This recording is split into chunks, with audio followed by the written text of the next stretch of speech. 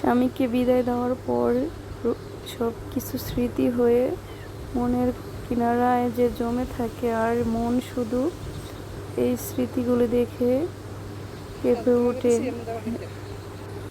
Hello বন্ধুরা, সবাই কেমন আছেন? আশা করি অনেক ভালো আছেন। স্বামীকে বিদায় দেওয়ার পর এই স্মৃতিগুলো শুধু আমাকে কাঁদায়। একজন প্রবাসী যখন বাহিরে চলে যায়, তার বউ যে কেমন দিন কাটায় সেটা প্রবাসীর বউরেই জানে। সেই জায়গা দিয়ে আমার হাজব্যান্ড প্রায়ই যাতায়াত করতো এই রাস্তা দিয়ে, কিন্তু এখন ঢাকায় থাকা ছাড়া কোনো কিছুই করা যায় না। খুব মিস করতেছি প্রিয় মানুষটাকে। প্রিয় মানুষের স্মৃতিগুলো যে এত কাঁদায় সেটা বলে বোঝানো যায় না। পুরা রুমের মধ্যে শুধু প্রিয় মানুষের স্মৃতি। আশা করি সবার কাছে আমার ভিডিওটা ভালো লাগলে একটা লাইক করবেন।